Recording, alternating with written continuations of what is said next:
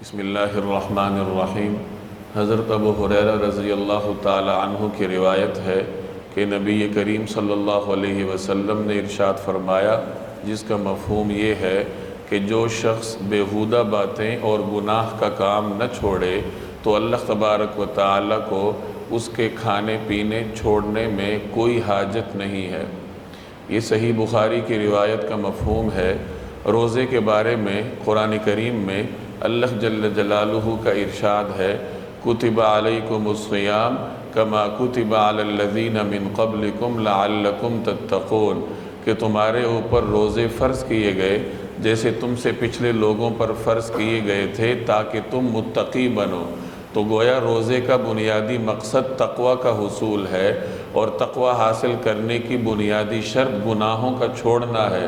جو آدمی گناہ چھوڑے گا تو اس کے دل میں تقوی پیدا ہوگا۔ تو اللہ تبارک و تعالی نے روزے کو اسی لیے مقرر کیا تاکہ انسان تقوی حاصل کرے اور گناہوں کو چھوڑے۔ اگر کوئی شخص روزہ رکھ کر بھی گناہوں کو نہیں چھوڑتا تو اس کا روزہ اسے کوئی فائدہ نہیں دیتا۔ آج کی روایت میں ہم نے یہی پڑھا کہ اگر کوئی شخص روزے کی حالت میں بیہودہ باتیں اور گناہ کا کام نہیں چھوڑتا تو اللہ جل جلالہ کو کوئی حاجت نہیں ہے کہ وہ کھانا پینا چھوڑے۔ اگر کوئی آدمی حلال چیزوں سے رکتا ہے اور حرام چیزوں سے پرہیز نہیں کرتا تو اس نے کس چیز کا روزہ رکھا ہے؟ کھانا پینا حلال ہے۔ جب روزے کے دوران انسان حلال چیزوں سے پرہیز کرتا ہے تو جو حرام چیزیں ہیں جیسے غیبت ہے، چغلی ہے، کسی کو طعنہ دینا ہے، جتنے بھی زبانی گناہ ہیں جس کا ارتکاب عام طور پر روزہ دار کرتا ہے کہ گپ شپ کی مجلسیں لگتی ہیں کہ کسی طریقے سے روزے کو گزارا جائے، تو روزہ گزارنے کے لیے جو گپ شپ کی مجالس لگتی ہیں عام طور پر وہ غیبت سے اور اس قسم کے زبانی گناہوں سے لبریز ہوتی ہیں۔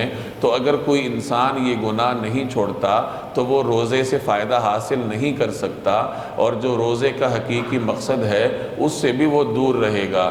تو ضرورت اس بات کی ہے کہ جب انسان روزہ رکھتا ہے، حلال چیزوں سے پرہیز کرتا ہے، تو جو حرام چیزیں ہیں خوب اہتمام کے ساتھ ان سے پرہیز کرے۔